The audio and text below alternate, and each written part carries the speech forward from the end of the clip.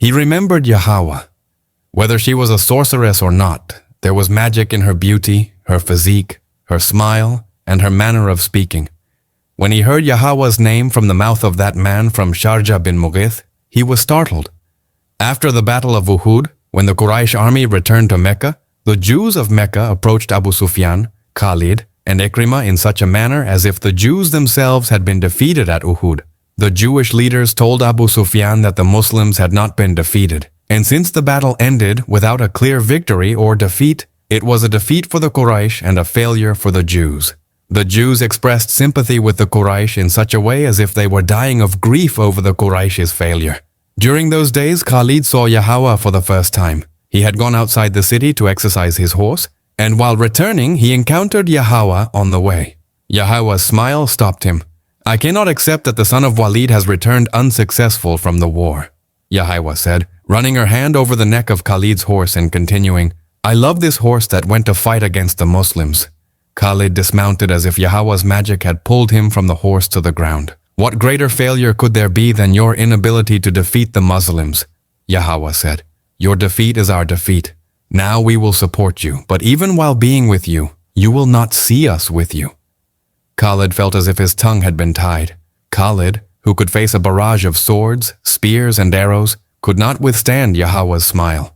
"If the Jews are not with us, how can they be of any use to us?" Khalid asked. "Do you think only an arrow can pierce a man's body?"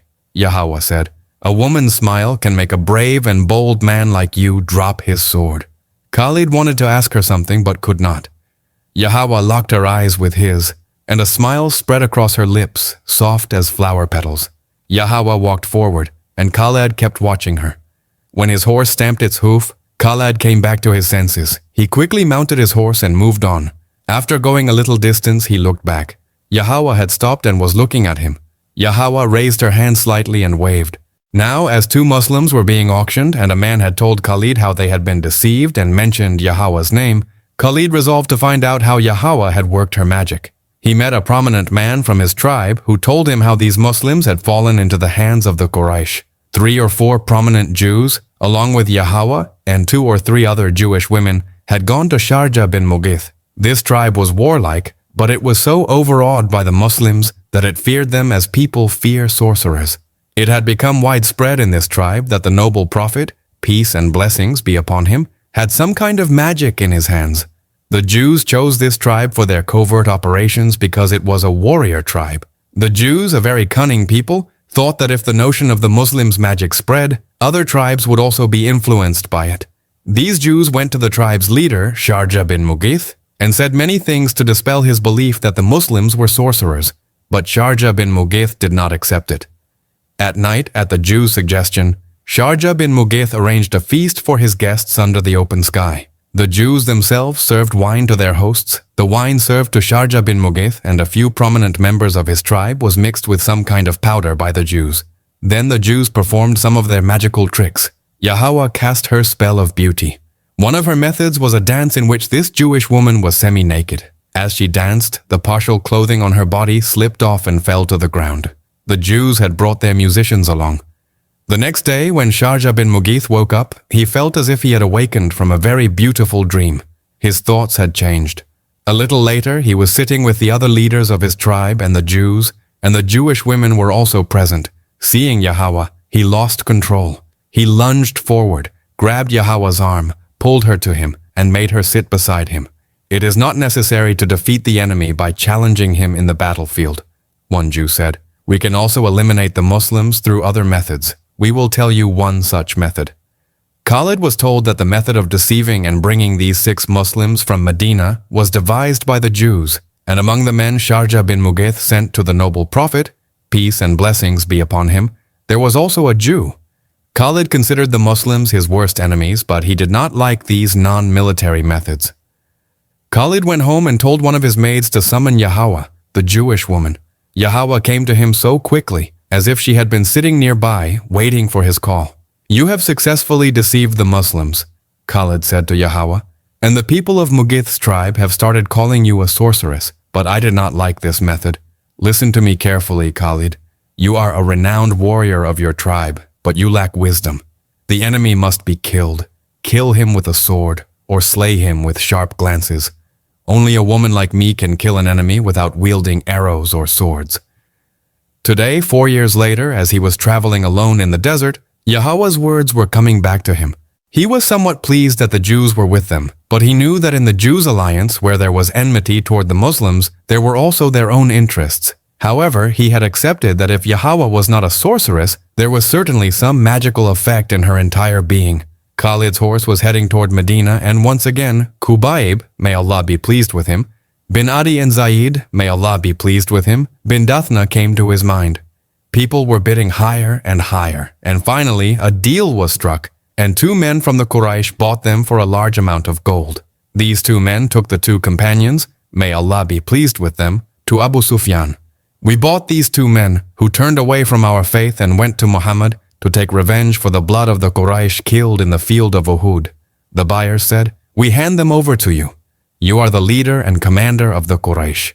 "Yes," Abu Sufyan said, "the land of Mecca thirsts for the blood of Muslims. Let these 2 Muslims' blood quench the thirst of your land. But I just remembered that the month passing now is the sacred month of our gods, Uzza and Hubal. Let this month pass, and the next day, take them to an open field, tie them to wooden poles, and call me."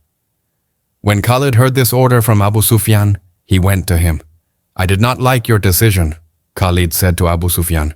"If we, despite being double and triple in number, could not make our land drink the blood of the Muslims, we have no right to deceive 2 Muslims, bring them here, and shed their blood. Abu Sufyan, do you know that 3 or 4 women were involved in deceiving the Muslims? Do you want your enemy to say that the Quraysh are now hiding behind women?" "Khalid," Abu Sufyan said in an authoritative tone, "I considered Khubayb and Zaid as close to me as you consider them close to you. You still consider them close and forget that they are now our enemies. If you want to free them, bring double the gold and take both of them away." "No." A thunderous feminine voice came from behind the curtain. It was the voice of Abu Sufyan's wife, Hind. In a voice trembling with anger, she said, "Even chewing Hamza's liver did not cool the fire of revenge in my chest. Even if you bring all the gold in the world before me, I will not free these 2 Muslims." "Abu Sufyan," Khalid said, "if my wife spoke like this in the middle of my words, I would pull out her tongue. Can you pull out your wife's tongue? Your father was not killed." Hind's voice came. "Your son was not killed, and your uncle was not killed either. One brother was captured, and you went to the Muslims, paid whatever ransom they demanded, and brought your brother back. The fire burning in my chest. You are not familiar with its heat." Khalid looked at Abu Sufyan. On Abu Sufyan's face, where there was the grandeur and authority of a warrior leader, there was also a glimpse of a husband's helplessness. "Yes, Khalid," Abu Sufyan said, "the thoughts of someone whose heart has been wounded are very different from yours. Calling someone your enemy is one thing, but forgiving your enemy for the blood of your loved one is a very great impossibility. Who will you convince to spare the lives of these 2 Muslims? Go, Khalid, leave these 2 Muslims to the mercy of your tribe." Khalid silently went back. Then Khalid remembered that horrific scene when Khubayb, may Allah be pleased with him, and Zaid, may Allah be pleased with him, were standing tied to 2 wooden poles in an open field. A screaming, shouting crowd of spectators had gathered. From one side, Abu Sufyan and Hind, mounted on horses, entered the crowd. The crowd's slogans and vengeful chants grew even louder. If anyone in that crowd was silent, it was only Khalid. Abu Sufyan on horseback approached the 2 prisoners, and both of them spoke to him. They requested permission to perform their final prayer. Abu Sufyan granted them permission. Khalid was now heading toward Medina. When he recalled that scene, how the hands of both prisoners were untied, and they faced the Qibla to pray, the effect it had on Khalid at that time resurfaced within him 4 years later. Sitting on the back of his horse, Khalid's head bowed. Khubayb, may Allah be pleased with him, bin Adi and Zaid, may Allah be pleased with him, bin Dathna, oblivious to the crowd's clamor and unafraid of their impending death, were engrossed in bowing and prostrating before God. They prayed with utmost tranquility. They raised their hands for supplication. No one can tell, and history is silent, about what they asked from God. They would not have asked God to let their enemies free them. They stood up and on their own leaned their backs against the wooden poles. "O unfortunate people," Abu Sufyan said to Khubayb, may Allah be pleased with him, and Zaid, may Allah be pleased with him, in a very loud voice, "Your fate and lives are in my hands. Say with your tongues that we renounce Islam and are now among the Quraysh, and we accept the 360 idols as true. Make this declaration and take your lives back from me. If not, embrace death. Also consider that your death will not be easy. O worshipper of falsehood Abu Sufyan, Zaid's, may Allah be pleased with him, voice resounded, we curse those stone idols that cannot even shoo away a fly sitting on them. We curse Uzza and Hubal, who will throw you into the fire of hell in the next world. We are worshippers of the one Allah, who is most merciful and most compassionate. And we are lovers of Muhammad. Peace and blessings be upon him, who is the messenger of Allah. My path is the same that Zaid has shown you. Kubayb, may Allah be pleased with him, said loudly, O people of Mecca, the one in whose name we are sacrificing ourselves is true. We will be given a new life, far more beautiful and sacred than this one. Tie them to the poles, Abu Sufyan ordered. They are eager to taste death. Both had their hands tied behind them to the poles. Abu Sufyan turned his horse and approached the crowd. By Uzza and Hubal, Abu Sufyan said loudly to the crowd, I have not seen a single person in my tribe ready to sacrifice their life for their leader with such love and devotion as Muhammad's followers do in his name. Hind, mounted on her horse, stood a little distance away. Near her were a few of her slaves. One slave, to please his masters, displayed such zeal that, without anyone's order, he aimed his spear and ran swiftly toward the two prisoners, striking Zaid's chest with such force that the spear's tip emerged from Zaid's back. Zaid bin Dathna, may Allah be pleased with him, was martyred instantly. The slave puffed out his chest and looked at the crowd, expecting applause, but the crowd began raising a different kind of uproar. The spectators said, This was no spectacle. These Muslims do not deserve such an easy death. Show us a spectacle. Kill the slave who showed such mercy to a Muslim that he killed him so quickly, they said. Hind, in a low voice, said something. Several men, waving swords and spears, rushed toward the slave, but many others ran and stood between the slave and those men. Beware! Stay back! A man on horseback shouted. Arab blood is not so cowardly that the entire Quraysh tribe has gathered to kill two bound men. By God, if I were in Abu Sufyan's place, I would have freed both these men. They are our blood and our guests. We will fight them in the battlefield. It was Khalid. He speaks rightly. Several voices came from the crowd. Killing an enemy by tying them up is against Arab tradition. Countless voices from the crowd of spectators were saying, We will watch a spectacle. We will kill the enemy in such a way that he dies repeatedly while living. A little later, the crowd of spectators split into two groups. One group was against the killing of Kubayb, may Allah be pleased with him, considering it contrary to traditional Arab bravery, while the other group was chanting slogans to torment and kill Kubayb, may Allah be pleased with him. When Khalid saw the people of Mecca and spectators from far and wide shouting against each other like this, he ran to Abu Sufyan. Have you seen Abu Sufyan? Khalid said. See how many supporters I have here. One has been killed, let the other go, or the Quraysh will clash among themselves. Hind saw Khalid standing with Abu Sufyan and realized that Khalid was also in favor of Kubayb's, may Allah be pleased with him, release. Hind spurred her horse and reached them. Khalid, Hind said in a harsh, furious voice, I know what you want. Do you no longer consider Abu Sufyan your leader? If not, leave this place. What I have decided will happen. Khalid, Abu Sufyan said, If you think my order and intentions are not right, let me act on them. If I retract my order, it will be my weakness. Then people will expect me to retract every order.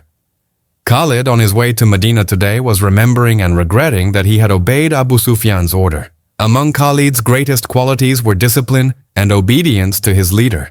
He had placed a stone on his heart and obeyed Abu Sufyan's order only to prevent the tradition of disobedience from taking root among the Quraysh.